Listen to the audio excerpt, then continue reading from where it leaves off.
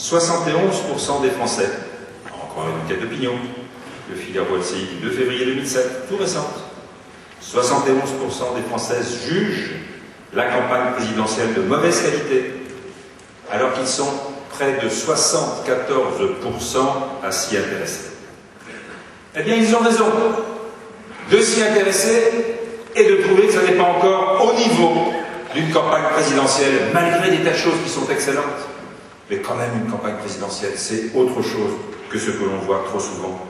Combien de temps encore allons-nous rester dans des logiques de posture politique, de posture nostalgique, et parfois trop dans des logiques démagogiques, dans les petites phrases, dans leurs commentaires, dans des canulars avec Internet, ou des canulars téléphoniques, des vidéos qui circulent, dans les attaques personnelles, l'analyse des gadgets en communication. Est-ce qu'on va rester dans les postures de la protestation, de l'imprécation, de l'approximation? Il n'y a qu'à. Il faut. Aujourd'hui encore, il y a peu de candidats qui proposent une vision, des éléments de vision pour notre pays et sur la durée d'un quinquennat.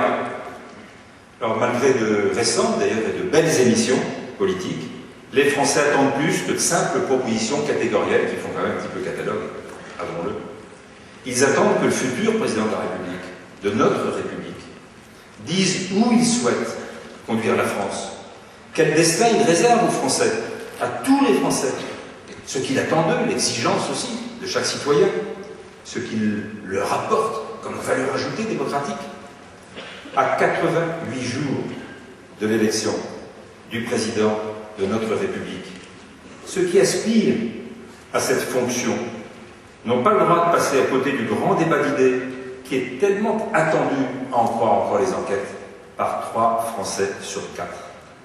L'action non ici, aujourd'hui, au sein de Société en Mouvement, avec indépendance, autonomie, que vous menez au sein de chacun des clubs de réflexion de Société en Mouvement. L'action que d'autres mènent commence, l'action que d'autres aussi mènent commence, me semble-t-il, c'est mon analyse, à porter ses fruits. La démarche de Nicolas Hulot, comme l'engagement de Yann Arthus-Bertrand, permettent de placer enfin un peu plus et un peu mieux le débat du développement durable au cœur de certains projets. L'action et la parole politique de Jean-Louis Borloo révèlent chez les Français la très forte attente d'humanité et de lien social dans le projet et dans l'action à venir pendant 5 ans. Et pas seulement dans les paroles, et pas seulement dans les promesses. Alors nous sommes, nous, à Société en Mouvement, des veilleurs infatigables. Nous sommes des vigiles tenaces. Nous sommes des citoyens, tout simplement. Nos actions, nos prises de position sont utiles, je n'en doute pas. Nos appels sont un peu moins ignorés. Les premiers résultats sont là. Cette pression démocratique commence à embellir le débat. Et nous devons l'exercer, persévérer et obliger les candidats à définir des enjeux, à proposer des alternatives, à défendre des projets de société pour aller encore et au-delà de leurs premières propositions. Obligeons-les à dire comment ils appliqueront leurs projets. Parce que des promesses, c'est bien, mais comment vont-ils les tenir? Obligeons-les donc à tenir pendant tout le temps où ils seront à la barre. Nous devons leur indiquer la voie du débat de fond, du choix de société pendant cette période extraordinaire quand même pour une démocratie, et heureusement que nous y sommes, où les Français sont de plus en plus à l'écoute. Il est possible d'expliquer les choix qui s'offrent à la France, les enjeux des prochaines années, au-delà même d'une période de 5 ans. Le rôle, l'utilité, la mission de Société en Mouvement en cette période et au-delà sont plus que jamais, mes chers amis, d'actualité. Je vous propose d'entrer en résistance et de poser nos exigences. Oui, ce soir, je vous propose d'entrer en résistance contre le déclinisme. Oui, notre pays avance. Oui, nous avons des atouts. Oui, nous comptons des réussites. Lucides, nous devons cesser de désespérer les Français. Et en premier lieu, celles et ceux qui aspirent à diriger la France doivent cesser pour certains moments, de désespérer les Français. On ne bâtit pas un projet d'avenir sur, paraît-il, pour certains, des décombres. Résistance aussi contre le simplisme. Le yakaïfo, j'en ai parlé, parce que notre monde est complexe, parce que les réponses à apporter aux citoyennes et aux citoyens responsables ne sont pas des réponses simples. Et franchement, la réponse simple à un problème complexe, ça n'est pas honnête. Les Français sont capables, c'est une façon de les respecter, de le comprendre, et je dirais même, ils ont envie de comprendre le monde dans lequel ils vivent. Résistance aussi contre la démagogie, celle qui fait dire « dites-moi ce que vous pensez et puis je ferai ce que vous souhaitez ». Est-ce une attitude politique, cela? Croyez-vous vraiment, pour prendre deux exemples, que si M. Badinter, en 81, pour prendre des exemples divers et variés, vous voyez, il est très œcuménique ici, que si M. Badinter avait suivi les sondages, la peine de mort n'aurait jamais été abolie dans notre pays. La responsabilité politique, c'est d'écouter, certes, mais c'est d'assumer ensuite. Croyez-vous, pour prendre un exemple beaucoup plus modeste, que si j'avais écouté les sondages sur les radars, on aurait, entre guillemets, fait l'économie de 9000 vies humaines? Certains sont certainement, statistiquement, dans la salle.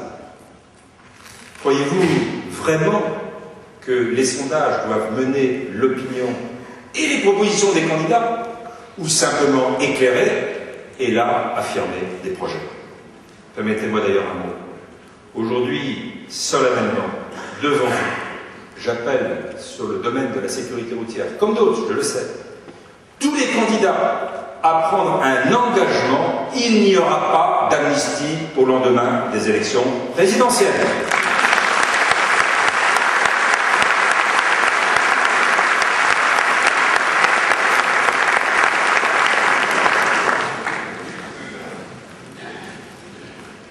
Déclinisme, simplisme, démagogie, voilà surtout le plus grave.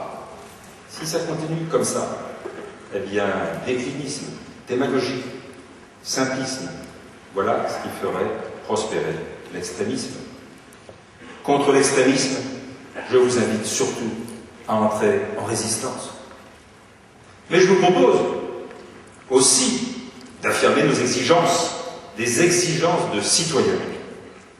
Les partis politiques sont tous devenus, c'est normal, des écuries présidentielles, des sociétés d'organisation de meetings, de gestion des relations presse au service d'un candidat, dont acte. Et c'est ainsi, et c'est même inscrit dans la Constitution, les partis politiques. Ils ont une unité fantastique. Mais nous sommes là pour rappeler à tous les candidats, et au-delà des artifices d'une société de communication extraordinaire, l'exigence démocratique que nous avons. Saisissons-nous avec d'autres de cette ambition de stimuler la conscience démocratique et de poser nos exigences. 1. L'exigence pour des valeurs républicaines, humanistes et européennes. 2. L'exigence pour que les questions sociales et culturelles entrent enfin dans le débat. Ce n'est pas le cas aujourd'hui, vous pouvez le constater. Oui, nous sommes convaincus que l'économie de marché, c'est le meilleur système économique possible, bien entendu, qui maintenant le met en doute, sauf quelques idéologues. Mais oui, nous sommes aussi convaincus qu'il est nécessaire de mener une action politique volontaire pour la solidarité et l'égalité des chances dans une société qui est, de toute façon, comme toute société, une société fragile. Eh bien, je crois que nous devons porter une attention à cet équilibre, à cette rime, économie de marché, solidarité, solidarité, économie de marché. Et puis, la troisième exigence, c'est l'exigence de vérité. Demandons aux candidats de nous dire comment ils mettent en œuvre et financent leurs réformes, les choix qu'ils feront, mais aussi leur façon d'exercer, en amont des choix, la concertation. Pas le débat participatif où, pratiquement, on demande aux uns et aux autres leur avis et on dit on va le faire, parce que ça, une fois que l'on dirige, eh bien, ce ne sont pas les citoyens qui commandent, c'est l'élu qui assume. Donc, demandons aussi aux candidats quelles sont leurs pratiques démocratiques une fois qu'ils sont au pouvoir. Voilà, chers amis, exigence et résistance sont les deux consignes et les seules deux consignes de vote que je me permettrai de vous proposer ce soir. Au-delà d'une prise de position pour un candidat, ce n'est pas le rôle de Société en Mouvement. Au lieu de répondre « pour qui nous votons ?», eh bien, aujourd'hui, On a un peu de temps. Répondons pourquoi nous travaillons. C'est à mon avis le meilleur service que nous pouvons rendre à la France et aux Français. Société en mouvement apporte à la vie politique des vitamines, des propositions, des réflexions, des débats. On va le voir. Société en mouvement apporte un supplément d'âme à ceux qui s'engagent. Société en mouvement, c'est, nous le voulons, comme cela, c'est pour ça que nous avons adhéré au club, et c'est pour ça que vous êtes ici. C'est l'une des grandes valeurs ajoutées de la démocratie. Je vous remercie.